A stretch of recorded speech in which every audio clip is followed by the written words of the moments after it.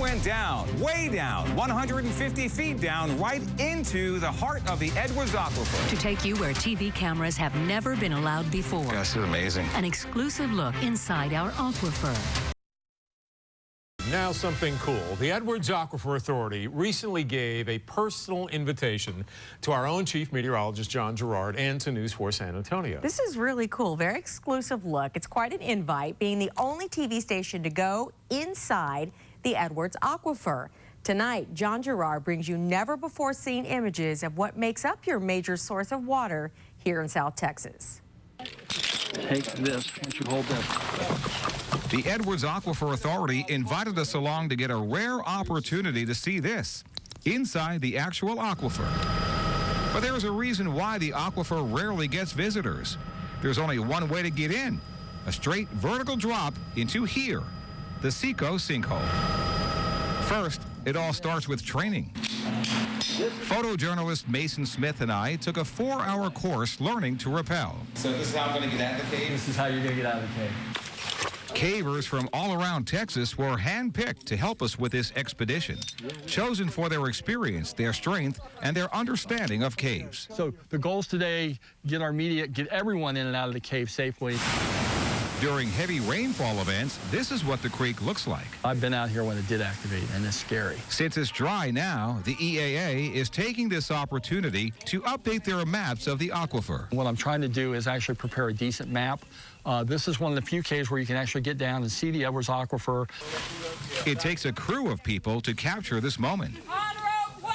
As we rappel down, we are paired up with experienced cavers who not only help us, but also help carry our gear down, including this case, which has our $30,000 camera inside of it, dangling by a rope. Mason first, then it's my turn. And that's when my excitement turns into fear. Rappelling down for the first time in my life and praying that this one rope doesn't snap.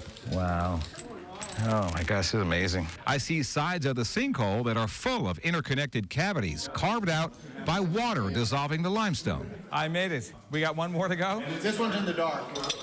Don't let any more rope through. Get your feet down below you. Roughly 150 feet below the surface, we're now at the bottom of the recharge zone. Now what's happened is over geologic time, the water levels in the aquifer have dropped, and this now has gone from being a discharge point to a recharge point. And so now it takes water and puts it into the aquifer. Water that's not as crystal clear as you would think. Rain flowing through these caves and caverns winds up here, pulling soil, tree limbs, twigs, grass, all kinds of stuff along the way. Eventually, this water will make its way into the deeper portion of the aquifer. It will move much slower. The water itself will basically drop a lot of the sediment, a lot of the material, and that will give us the crystal clear water that we see from the deep portions of the aquifer. Some of the other magnificent things you can see in a cave like this, these beautiful stalactites, you can see what we call a strand line right here. What exactly is that? That's where water basically has entered the cave, and as it's recharging, it picks up some leaf debris and some organic material, sticks and dirt and that. And it basically was carried in the floodwaters where it was deposited basically in a horizontal area, and then as the water level dropped, it adhered to the formation. It's a fine cave, and there's probably more here, especially up that way.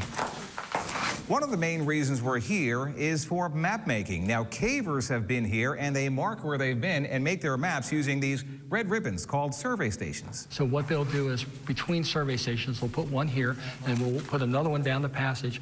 We'll run a tape across it so we know the distance between them. And then we'll use a compass and another instrument that shoots an angle. And then we use trigonometry and we can actually calculate how deep we are and how far we are into the cave. As water continually dissolves the limestone, new and larger passageways never touched by sunlight are formed. Lots of crawlways in this cave. I hope it doesn't start raining anytime soon, because if it does, I'm going to get flooded right into the aquifer. No, you want to go down. It's down. It's crawl. It's down. Finally, the water we've been looking for. After crawling through very, very, very tight crawlways, spaces, we finally found the payoff. This is some of the most pristine water you'll see in the Edwards Aquifer right here. Now, we couldn't use our regular camera and our equipment because it was just such a tight fit. Those crawlways are just really tight. So shooting this off of our phone, but I hope you can see just how clear this water is just on the other side of the cave from where we were before. After 7 exhausting hours crawling around in this cave, it's time to ascend back up. I'll see you in about 150 feet. You are clear on 1 and 2. 10-4. For me, not as easy as it was rappelling down. You can put a hand on the ledge where your elbow is if you want to help push yourself up. You're a caver now. I really did it.